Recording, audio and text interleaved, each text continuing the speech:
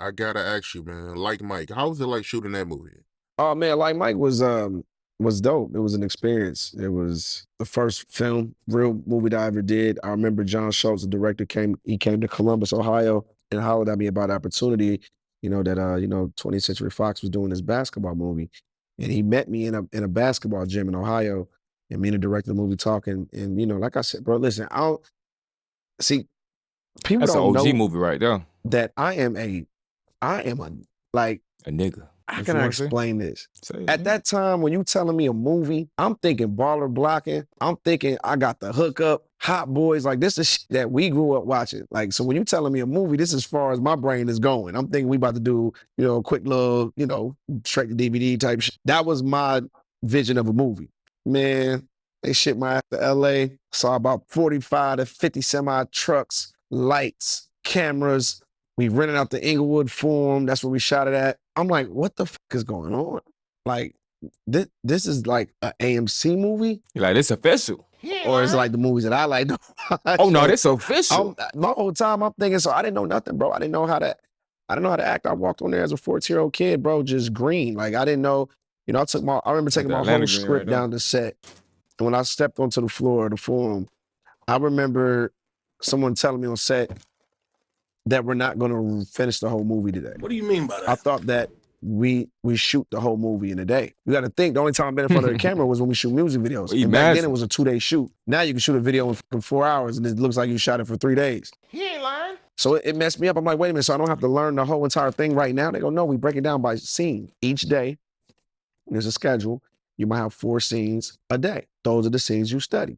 I'm like, oh shit, but I had to memorize this whole book because I thought we was gonna shoot the whole thing today. So that's how thrown off I was, bro. I never had an acting coach, no nothing. But like Mike, definitely, without like Mike, I wouldn't be who I am today because like Mike crossed me over to a whole nother world, to the point to where people around my age don't know that that's Curtis Blow's record. That's not Bow Wow's record. Like people think basketball is, I invented that record. And I would be a fool to take that credit from Curtis Blow. I remember the last time I seen Curtis Blow was not too long ago, maybe like 3 years ago in the Minnesota airport. And we stopped, chatted up real quick, and we kept going our separate ways. And the whole time in my mind, I'm like, yo, it's crazy. When I do that record, yo, like I gotta go perform at the Laker game, the Clipper game at halftime. Like that's the fucking song it's the theme of the fucking sport. You're like, there's no other basketball song. That's it. You know what I mean? So, having the video, the record, and then to have Pharrell bless me with the record Take You Home, and we put that on the soundtrack. The Like Mike soundtrack goes gold. The Magic Shoes, the Little Boy, the Orphan, like so many, it was so relatable. The NBA players, little boys that love basketball like I did, that wish that they could play basketball with their favorite superstars and their heroes. It was the dopest experience ever, man, and it just changed my career, it changed my life. That's why I got this made. Shout out to Jason in Beverly Hills. Like, you know what I mean? The best jewelry in LA, the number 3, the Calvin number 3. Like, this shit was like, You can't call somebody the best jeweler and pull out the smallest piece of jewelry we done seen from, you feel me, somebody of your stature. He ain't lying. monumental to me. You know what I'm saying? So like Mike, I hold that movie dearly to me. Just like a lot of people do. Just as much as He the gonna world tuck it. holds it close to them, as He like tuck it's a it. part of their childhood. Bro, trust me, it's just as close to my heart as it is theirs. Yeah, if they were smart, man, they'll make a Like Mike edition for the retro ones if they were smart. But It's gonna come. It's gonna come. Like I said, within time. I don't know if the movie. I'm not about to age myself because I ain't gonna do that. I'm about to say maybe you gotta wait till like that 25-year anniversary. Like you watch the Martin Show, they all come back on their 25th year or this like the 40th year. That's always been a thing of mine for me. Brenda Song and Jonathan Lipnicki and the whole gang to just come back together. Us sit on the couch doing an interview, and that would be something that I would love to. We will eventually do that, but that would be. Remember I was talking about timing. That would be when I'm like, yo, Nike, hey yo, let's drop the Like Mike Blaze. Let's reach out and let's get it going. And actually, we about to actually get something cracking with Mitchell and Ness soon too. We got some coming up with Mitchell and Ness, because everybody knows how Exclusive. big I was with the jerseys. And I'm like, if anybody should have the real Like Mike jersey and it should be Mitchell and Ness. And what a lot of people don't know is I actually shot Like Mike in Philly as well. So Philly, the city of Philadelphia plays a monumental part of Like Mike. We shot half of the movie in LA at the Inglewood Forum, then we shot some at the Spectrum where Dr. Dre and Charles Barkley, Moses Malone, Mo Cheek, some of the best Sixer players of all time played at before they demolitioned the building. And, so looking forward to like a like Mike Calvin Cambridge type of collab with Mitchell and Nessa in the future. And definitely gonna do something big in the city of Philadelphia surrounding that whole project. So, like I said, man, That's fire right now there. that I ain't gonna lie. I have such a long That's career, fire. I'm able to go back and snatch things and bring them back to the forefront and collab with different companies, and and it all makes sense. So, like I said, I'm looking forward to it. Yeah, that's gonna be dope, man. And I don't know where I heard this from, man, but I heard that, they actually working on another like Mike, right? And you gonna be in it? You got to keep the class in the class because they fucked up with the second one. When they took it to street ball, that was horrible. I understand because and one, and the mixtapes was at that high, so I understand when they tried. They just fucked it all up completely. But, yeah, man, we were flirting with the idea. I was, talking to the writer of Like Mike, who really close with, and was flirting with the ideas. Just me and him spoke first. Because that's where it starts. It starts with the script. So we're like, what's the angle? What angle do we tackle? Calvin's older now. Do I pass this thing off to my daughter? The women are now taking women's basketball is now rising even higher and higher and higher. Boy, you own something. You make a female his like daughter, Mike. Gigi. I'm sure she was about to be right on now. her way. For real. You got Caitlin Clarks of the world. You got, just so many, Angel Reese, you look in the league now. I mean, we got a first female going up against a male in a 3-point contest. You know what I mean? Like shit is starting to, the women, they're here. They have arrived, and what angle do we tackle? Do I pass it off to Shy? Or, we had an idea where we was going to call it like Kobe. And then so many ideas was getting thrown around, bro. Like you wouldn't even understand. Like to the point where like, yo, if it's not gonna be right, then let's not do it at all.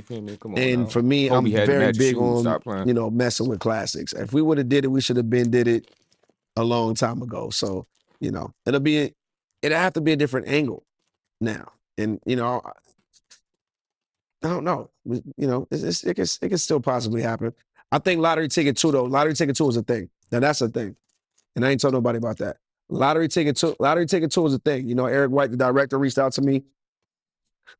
Cube, if you see this, with any of these cameras, Cube, I've been hitting you, bro. I don't know if it's the numbers the same, but when you watch this, or anybody from your camp watch this, get in contact with your nephew. I need to holler at you. We got to sit down and talk about how we can make this thing happen and get the rights, and how can we, make this thing pop. But I'm down. Me and Brandon T. Jackson is gonna start with us, and of course we're gonna bring the gang back together. But Lottery Ticket 2 is a thing. Lottery Ticket 2 is a thing. We that could happen in the next 5 years, for sure. For sure. Way before, like Mike. Like we're in talks. Like that's a serious thing. That's a serious thing. That's gonna be dope, man. The first movie was real good, man. And you and Brandon T. Jackson, y'all squash y'all issues, right?